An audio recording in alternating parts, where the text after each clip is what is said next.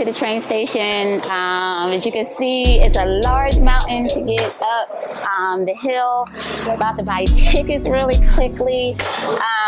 Now it's interesting because here, the good thing is that they have almost every language to purchase a ticket. So I got mine in English so I don't mess it up. We're gonna get a few tickets. Each ticket is about is 117 real. In US dollars, that's a little over $20, maybe like $22, $23. So we're gonna get a few tickets, and I'm so excited. Yes, we made it in time for the first train, 8 a.m. So I will see you up the hill. All right, so we made the train, first train in the morning, but let me back up real quick. We're on our way to Cristo Redentor, which means Christ the Redeemer.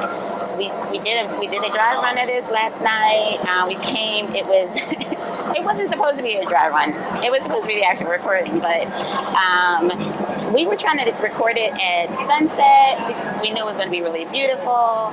The train was late, and by the time we finally got up the mountain, it was basically nighttime, and it was really hard to record even with a light shining on me.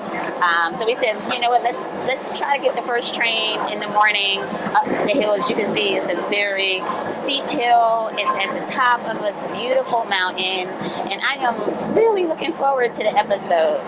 So please stay tuned. It's just gorgeous up here. I feel like, you know, I'm on top of the world. You can see the city. You can see the mountainside. It's just stunning. It's breathtaking up here. Wow. Wow. And Cristo Redentor. Finally. This is from the backside. I cannot wait to get up here and see it from the front.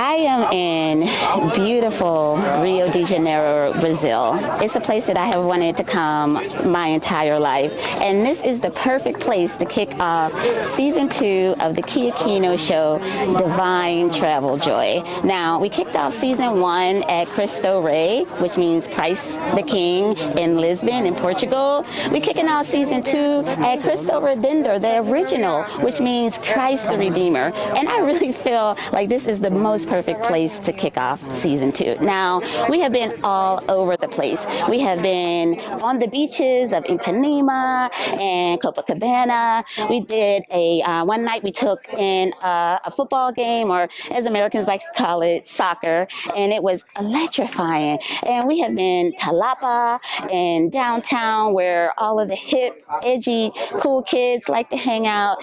And here today we're at Christ the Redeemer. Now, when I think about Christ the Redeemer, I think about divine restoration and how we can be healed and be made new. And that's what I want to talk about today.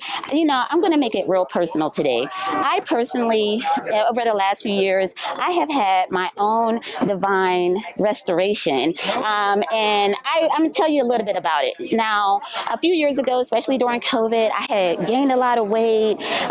I was highly stressed in my job. I was overworked. I'm on all of these boards. My husband and I, we have a business together, and I was heading towards a health catastrophe. And that's when I knew that I needed a restoration, a divine restoration. So what I want to share with you today are the things that I did to receive a divine restoration. And there are a few things that I can really talk to you about. Number one, my first thing that I did in my divine restorative journey was I started the practice of meditation. Now, meditation has become super popular in the cultural zeitgeist.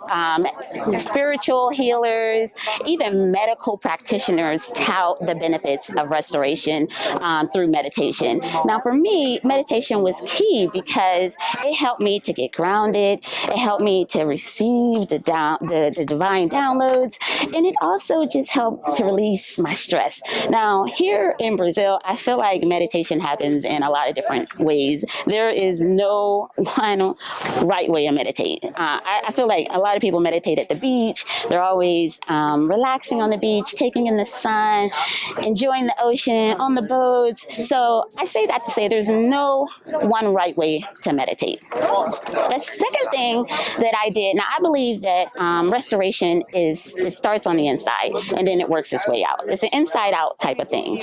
So again, on the inside, the second thing that I did was I had to really radically change my diet. And before, I would eat a lot of highly processed carbs, a lot of fried foods, and I was like really gaining weight, and it was taking a toll on my body. So I changed all of that up. Now, today, I eat, well, of course, a lot of really healthy vegetables. I have a nice variety of vegetables in my diet. Proteins, I eat a lot of fish. I eat a lot of very, very good and healthy fats like avocados and olive oil, and it has made a dramatic impact on my life, on me. Like, food is medicine. I have lost tremendous amounts of weight, and I feel very rejuvenated. So I would say that that's my second tip on how to receive a divine restoration. So number 3, I felt like for number 3, I would take you to a location that emphasizes the point that I want to make. Number 3 is all about exercise. And we're here in Copacabana Beach where everybody comes and they exercise. They play volleyball, they play soccer, they ride bikes, they're swimming. I mean, they're so active. And being active is very important. Now, for me personally, my activity is walking. I walk every day, at least 1 hour, first thing in the morning. And I feel like since I started exercising, my body is so fit.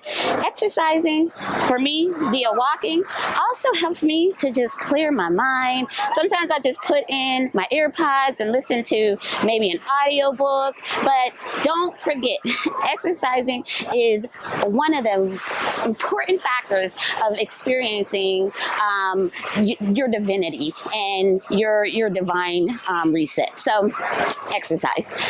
And then the fourth thing about your divine restoration that I wanted to talk about is kind of not that obvious, but focus. Yes, you have to focus on your divine restoration. I have a great example of this. The other day I told you my husband and I, we went to a soccer game. Well, and it was electrifying. But one thing that I thought was really interesting is that in the middle of the opposing team about to make a goal, like they were gaining momentum, there would be this loud, sharp noise that would come out of the stadium. And it would shock everybody. But the important thing is that it would really make the opposing team lose the focus. And can I tell you that they didn't make 1 point in the whole game and the home team won. And that for me is the importance of focus. You got to focus on winning. You got to focus on your restoration. So if somebody invites you out for that slice of pizza and you know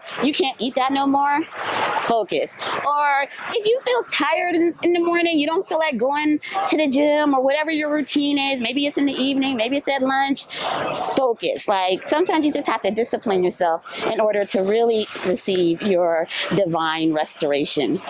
So this season of Divine Travel Joy, we're going to be all over the Americas. I mean, North America, South America, Central America, the Caribbean, and all parts in between. I really hope that you will join me for this journey and let's do it together. You know what I mean? That's all I have for our Divine Restoration episode. And if you liked it, please like, comment, or share. Peace.